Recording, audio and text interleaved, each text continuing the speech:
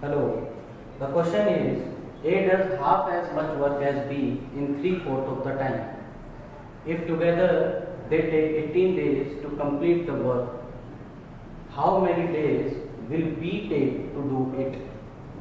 Here, if we compare the work of A and B, then we find that A does half as much work as B.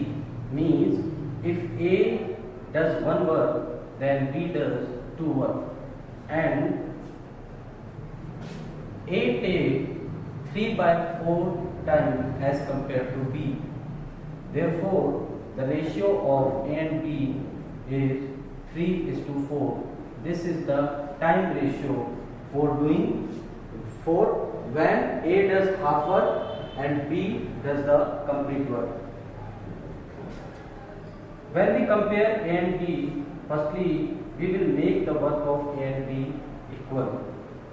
The work of A and B will equal if A will do one work more, then the work of A will do and the work of B is also 2. Now, if A does twice work, then the time taken by A is also twice, then it will become 6.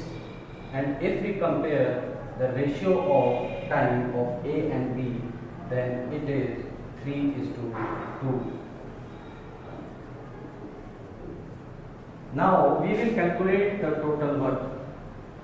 Total work is efficiency into time, and according to question, they take 18 days to complete the work. Therefore, the time is 18, and the efficiency ratio of A and B is how much? If the time ratio is 3:2, then the efficiency ratio is 2:3, because efficiency is inversely proportional to time taken. Now, the efficiency of A and B is 5. Therefore, the total work is 90. Now, according to question, how many days will B take to do it? Then time taken by B to do this piece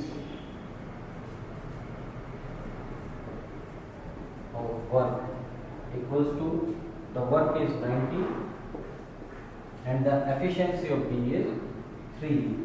Therefore, the time taken is 30 days.